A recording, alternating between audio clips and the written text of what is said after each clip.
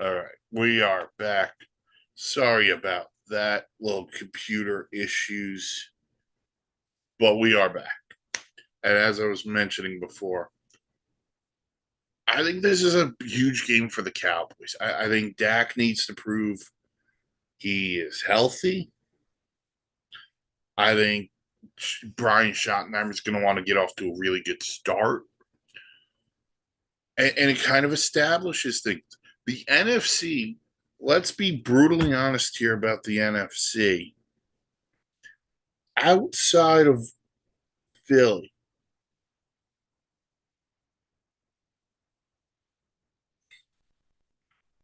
outside of Philly, there's about five or six teams that I really think could be a team that hoists it all. Uh, I'm in on Green Bay after the Parsons deal. I am so in. I'm in on Detroit still, even though they lost both coordinators. I'm not going to sit here and say they're going to falter. I don't think they will. I'm in on the Rams, especially if they can keep Matthew Stafford healthy. I'm in on the Niners. I think the Niners are the biggest wild card in the NFC because if they are truly healthy, and I know they're not going to have Ayuk the first couple of weeks, but Jawan Jennings just got a new got money added to his deal. McCaffrey's healthy and had a great camp.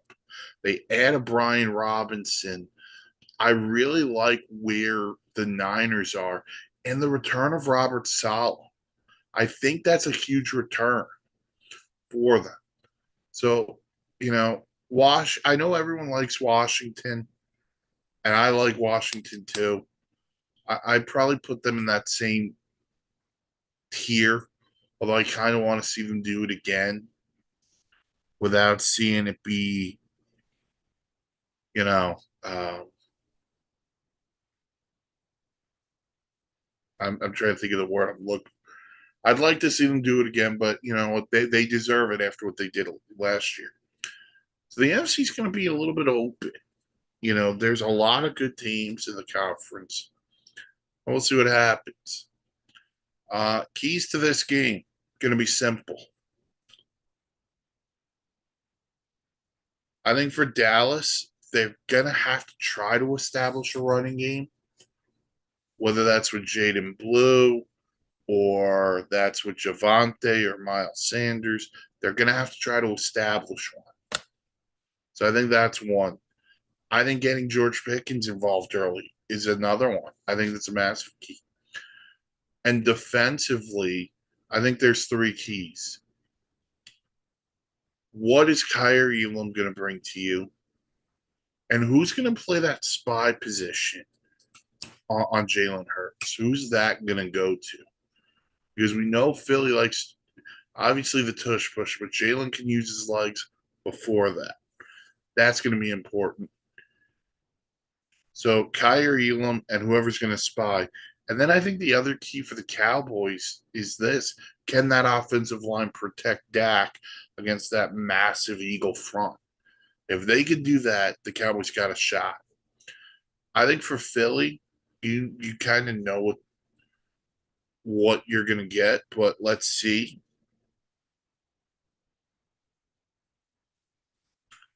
Um, I think a key guy for them this year is going to be Goddard.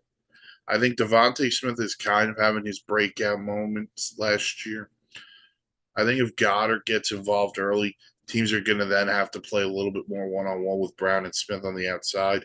That's just not going to be fair. I think defensively, see how those young corners hold up against Lamb and Pickens. We know Vic Fangio doesn't love to blitz. So we'll see what happens there. I think this is a close game. I think this is a competitive game. I think the Eagles raise the banner, and I think they do a really good job, and I think they find a way to win the game.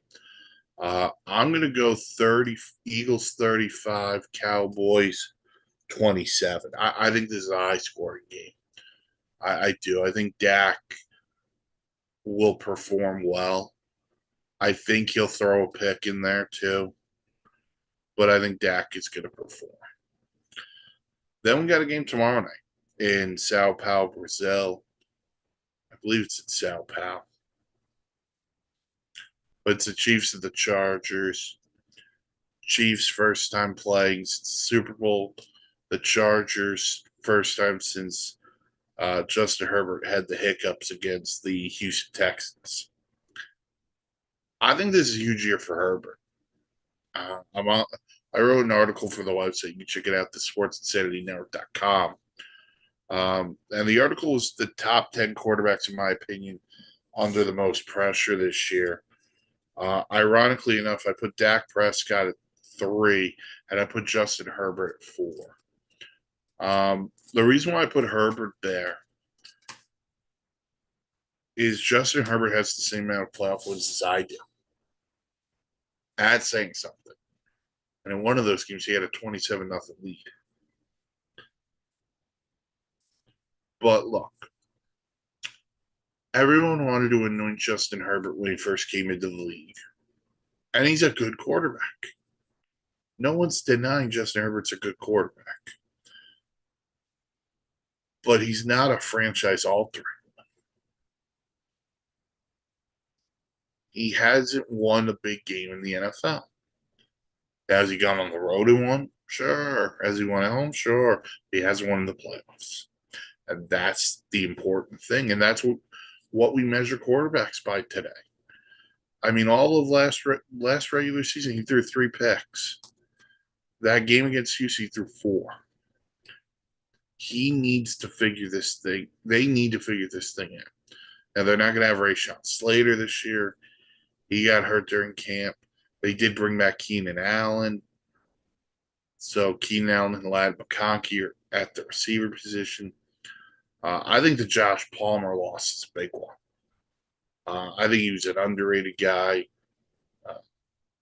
Split the field for them. They also lost Mike Williams to retirement. Najee Harris looks like he's going to be a go.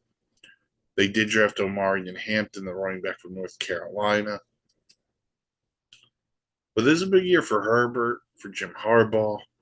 It's a big year for the Chargers.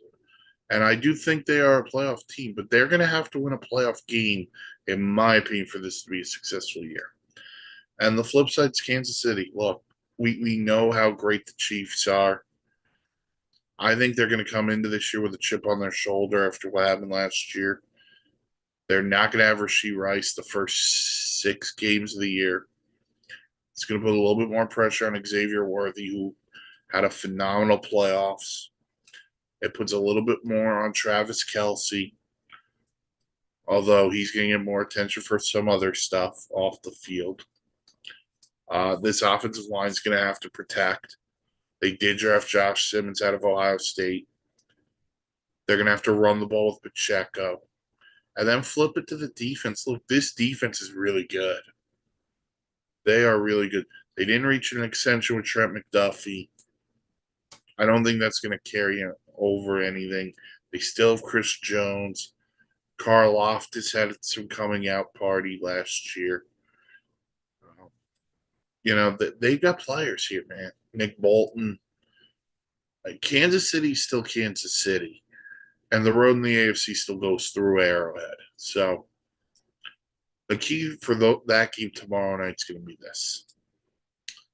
I think for the Chargers, what are they going to do with Omarion Hampton? I think that's a big one.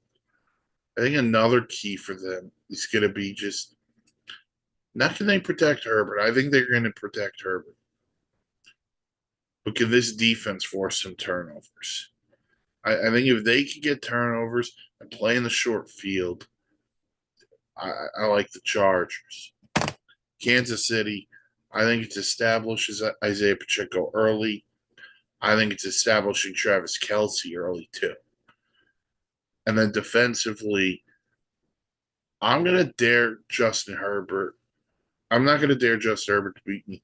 I'm going to make them run the ball and see how good they are without Rashawn Slater, see what Hampton gives them, and see what Najee Harris can give them. And I think Spags will adjust accordingly. That's another one. I think that's a tight game. I think Kansas City pulls it out 24-21. Now, as we go forward into the season, I'll just give you predictions now, just because I can. That's how I'll end this. Uh, Sorry for the two parts, a little bit of computer issues. Um, Here's full Blitzer predictions are actually on the website. They were posted last night, but I will go through mine right now with you. Uh, let's start with the AFC East. I think the Bills win it again. I think until proven otherwise, it's their division. The North, I'm going Baltimore. I think they are the most talented team. I think they have the most talented roster in football. And for some reason, the NFL decided to let them get Malachi Starks in the draft, which is insane. The AFC South, I'm going the Texans. I don't believe in anybody else. I don't believe in the Jaguars and the Colts and Titans. And the Colts, I'm just not high on. The Titans, Cam Ward, it's going to take a year. And the AFC West, I'm taking Kansas City. I'm not. Uh, I'm not going to go against the Chiefs. Um, as for my wild cards in the AFC, I think Denver. I think Denver's going to make the playoffs again. I like what I've seen out of what I see out of Bo Nix. Sean Payton is a quarterback guru, and that defense, which re-upped Nick Benito today to an extension, that defense is very good. So I got Denver. I got the Chargers. I'm still high on them despite the Slater injury. Again, I don't think it's a successful year unless they win a playoff game. And then I got the Bengals. I wasn't going to put the Bengals in. Then they got the Trey Hendrickson news that he's coming back. So with him signed and Jamar Stewart taken care of, I think the Bengals are going to be fine. And hopefully that defense can help them, because if it doesn't, man, Joe Burrow is gonna go after somebody. So that's the AFC. NFC, I like Philly in the East. You know, I just don't think anyone's better than them. The North, I like the Lions. I still like the Lions, even though they lost both coordinators. I have questions about the other three teams. I really do. I've got a question. The Bears. Is Caleb the guy? And if Caleb's not the guy, how long is that going to take? Green Bay, can Jordan Love stay healthy and do it? If he can't, we got a problem. If he can, awesome. Minnesota, we've not seen J.J. McCarthy play football.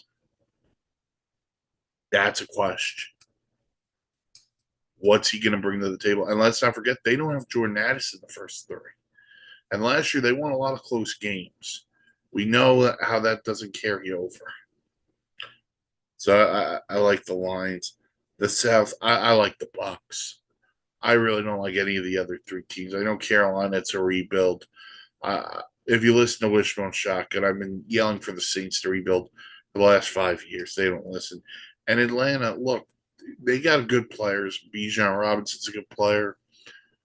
Drake London's a good player. Comes down to what does Michael Penix give them? If Penix is good, we'll see. If he's not good, they got a big question mark because they also still have Kirk Cousins on roster. So the minute Penix doesn't play well and the fan base wants to go back to Kirk, they've drawn up a real problem there. I like the Bucks. Baker's established himself.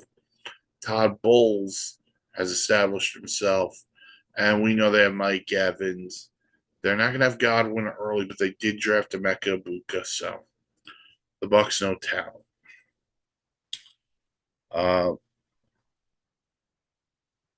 In the West, I like the Niners. Again, I think we're all sleeping on them. I know last year wasn't good. There were injuries.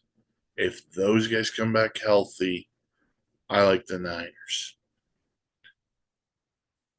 As for the wild cards in the NFC, I got the Rams, Commanders, and Packers. Uh, Look, Green Bay, they added Parsons. We'll see what the offense is going to look like, but I believe in Matt LaFleur, Josh Jacobs. And if Jordan Love can play well, that's a plus. Washington talked about it earlier. I think the best thing for them, two things that really worked in their favor. Finally getting the Terry McLaurin deal done and being able to keep Cliff Kingsbury in. I think that's very important. Because if Kingsbury had left, I think there'd be a lot of questions about Jane Daniels. Kingsbury remaining is a big win for Jane Daniels. And the Rams, I think the Rams are right on the preface of something special with Stafford and McFagan. I think if they would have beaten Philly last year, I think they win the whole thing. I really do. Um, as for my Super Bowl prediction, I went with the Rams and the Ravens. And at the end of the year, I got the Ravens winning it all.